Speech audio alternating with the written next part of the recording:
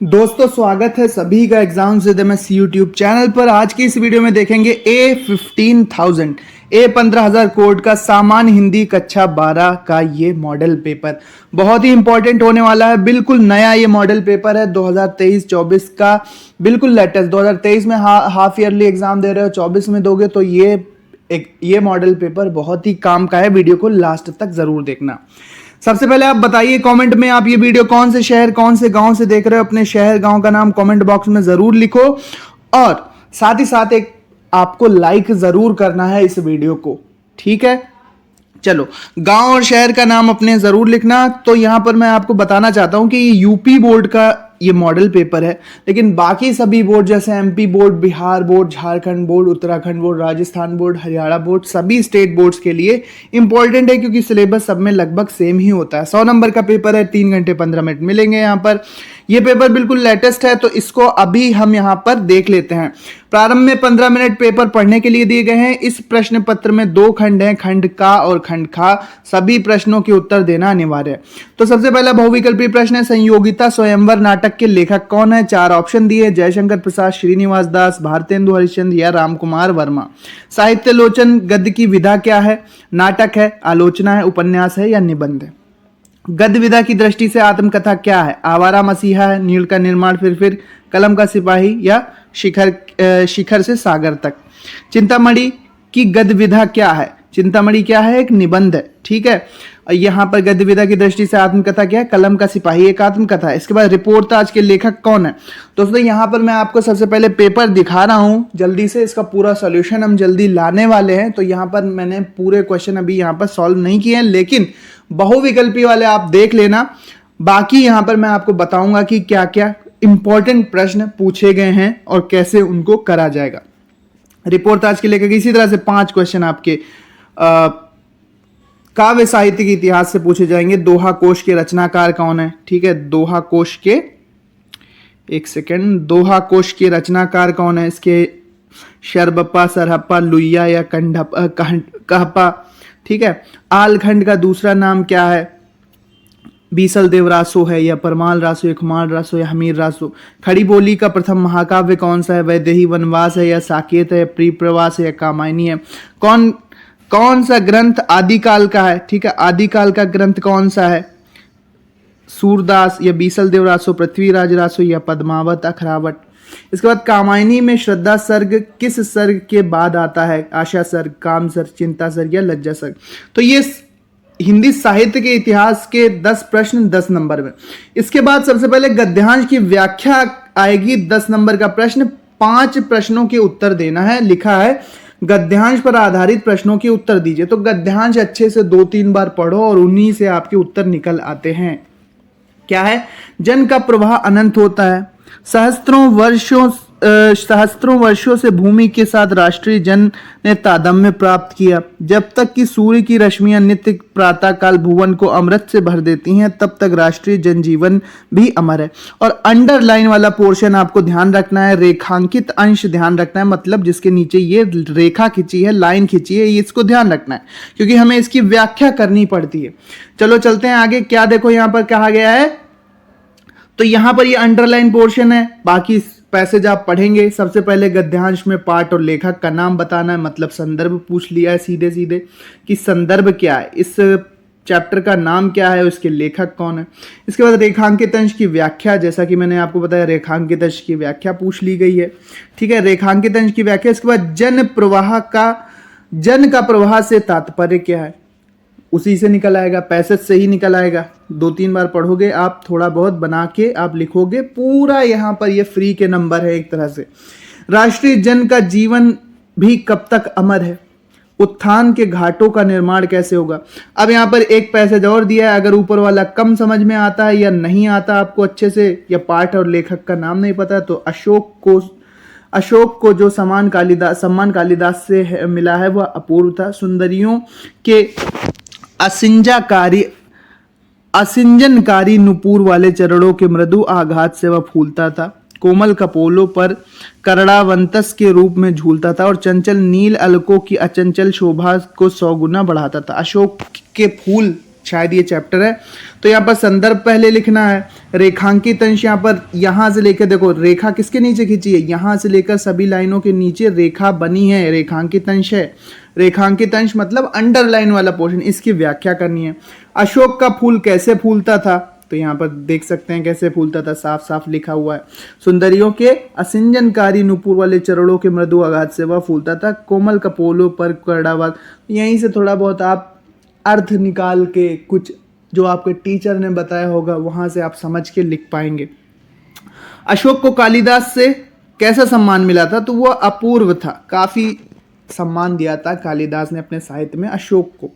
अशोक किसके मन में क्षोभ व किसके मन में भ्रम पैदा करता था, तो ये चैप्टर से रिलेटेड है। अब यही काम आपको काव्य में करना है कि 2 काव्य के स्टैंजा दिए हैं कि नहीं, एक का आपको नीचे लिखे हुए 5 प्रश्नों के उत्तर देना है। तो यहाँ पर देख सकते हैं ये काव्य के 2 पैसेज हैं, ठीक है। तदंतर बैठी सभा उठज के आगे से लेकर चांदनी वैसी, यह नीर निधि जैसी, ठीक है, यहाँ तक। तो शीर्षक का नाम, कविता का शीर्षक और कवि का नाम, रेखांकित अंश की व्याख्या, भरत किसे लेने चित्रकूट गए हुए हैं, अयोध्या का राज्य किसे मिला था, प्रभु बोले गिरा गंभीर नीर निधि जैसी पंक्ति में कौन सा अलंकार है। तो ये आप पढ़ेंगे, नहीं आता तो आप ये वाला कर सकते हैं। दुख की पिछली रजनी बीच विकसता सुख का नवल प्रभात, एक पर्दा या झीना नील छिपाए है जिसमें सुख गात, जिसे तुम समझे हो अभिशाप, जगत की ज्वालाओं का मूल, ईश व रहस्य वरदान, कभी मत इसको जाओ भूल, ठीक है।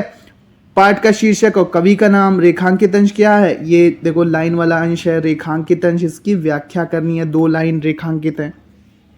नीचे है सुख का नवल प्रभात कब आता है, दुख किसका वरदान है, दुख किनके लिए वरदान है, दुख किसका वरदान, रजनी किसका प्रतीक है। अब आपको 2 जीवन परिचय लिखने पड़ेंगे, एक लेखक का और एक कवि का। लेखकों में पूछा गया है हजारी प्रसाद द्विवेदी, कन्हैयालाल मिश्र प्रभाकर और वासुदेव शरण अग्रवाल, किसी में से एक। साहित्यिक परिचय क्या होता है, जीवन परिचय लिखेंगे आप पहले कि जन्म कब हुआ, कहाँ हुआ, पिता कौन थे, क्या करते थे, इनकी प्रारंभिक शिक्षा कैसे हुई। और साहित्यिक परिचय में आप ये लिखते हो कि इनकी भाषा शैली क्या, इन्होंने कैसा गद्य लिखा है, इन्होंने किस प्रकार का साहित्य लिखा है, वैज्ञानिक साहित्य है या सामाजिक साहित्य है या आलोचनात्मक साहित्य है, या फिर किस प्रकार का साहित्य इन्होंने लिखा है, और इनकी प्रमुख कृतियां रचनाएं का उल्लेख कर देंगे किसी एक लेखक। और कवि में आपको सिर्फ और सिर्फ जीवन परिचय देते हुए उनकी प्रमुख रचनाएं लिखनी है 80 शब्दों में, ठीक है, दोनों जीवन परिचय देना है।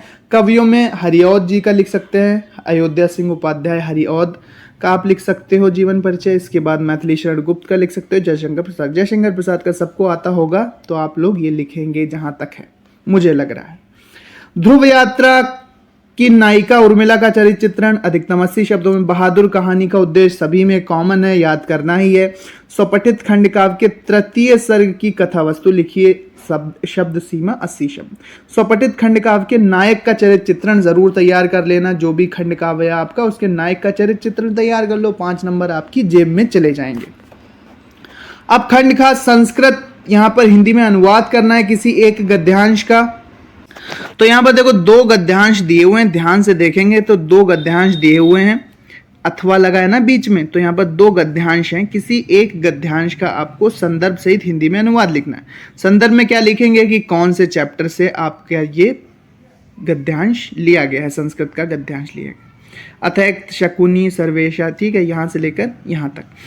या तो इसका अनुवाद कर लो, 3 से 4 लाइनें हैं, 3.5 लाइन, और या फिर इस वाले पैसेज का आप हिंदी में अनुवाद करेंगे। युवक मालवीय, मदन मोहन मालवीय नामक जो चैप्टर है वहां से ये लिया गया है नीचे वाला, ठीक है। तो संदर्भ और हिंदी में अनुवाद 7 नंबर का। यही कार्य आपको श्लोक के साथ करना है कि एक श्लोक सेलेक्ट करना है कोई एक, या फिर ये, और उसका हिंदी में अनुवाद करना है।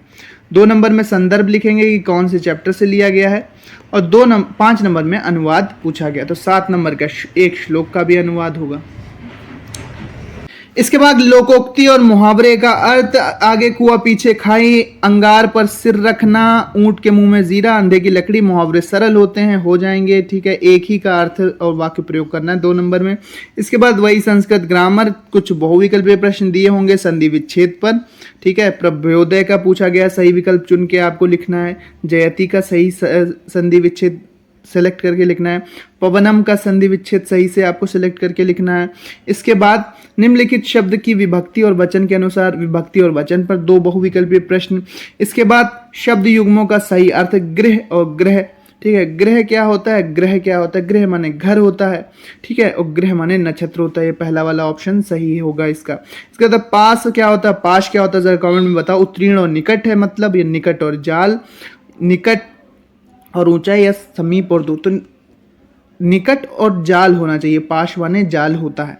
इसके बाद निम्नलिखित शब्दों में से किसी एक शब्द के 2 अर्थ लिखना है। कर, अंबर और नाग, यानी 2 अर्थ आपको इसके लिखने हैं एक शब्द के। वाक्यांशों के लिए एक शब्द का चयन जिसकी सीमा ना हो, ठीक है, असीम हो जाएगा। जिसकी उपमा ना दी जा सके, अनुपम हो जाएगा। इसके बाद किन्हीं 2 वाक्यों को शुद्ध करना। दादी का प्राण निकल गया, दादी के प्राण निकल गए। प्रज्ञा और क्षमा खेल रहे हैं, प्रज्ञा और क्षमा खेल रही हैं। उसने नौकरी छोड़ दिया, उसने नौकरी छोड़ दी, ठीक है। मंच पर अनेकों नेता उपस्थित होंगे, मंच पर अनेक नेता उपस्थित होंगे, ठीक है। तो ये कोई 2 वाक्य शुद्ध कर देना 2 नंबर में। श्रृंगार रस या वात्सल्य रस, रस छंद अलंकार 6 नंबर में। उत्प्रेक्षा अथवा अनुप्रास अलंकार का लक्षण उदाहरण कुंडली अथवा रोला, रोला सोरठा दोहा तैयार कर लो। इधर उत्प्रेक्षा उपमा और रूपक तैयार कर सकते हैं। अलंकार तो सभी आते ही होंगे। श्रृंगार, करुण, हास्य और वीर, इतने में आपको 1 मिल जाएगा। इसके बाद प्रार्थना पत्र में अगर देखोगे तो ये पार्ट इंपॉर्टेंट है। बढ़ते हुए संक्रामक रोगों की रोकथाम के लिए सीएमओ मुख्य चिकित्सा अधिकारी को प्रार्थना पत्र लिखिए। डेंगू फैल रहा मान लेते हैं, मलेरिया फैल रहा आपके गांव में, गंदगी फैली हुई है, तो आपको अवगत कराना है एक एप्लीकेशन हिंदी में लिखकर, प्रार्थना पत्र लिखकर। अगर ये नहीं लिख सकते हैं तो किसी महाविद्यालय में कनिष्ठ लिपिक मतलब क्लर्क बाबू के रिक्त पद हेतु नियुक्ति हेतु विद्यालय के मैनेजर विद्यालय प्रबंधक को आवेदन पत्र लिख सकते हैं। अपना वहाँ पर योग्यता लिखेंगे, आप जॉब करना चाहते हैं इसके बारे में आप लिख सकते हैं।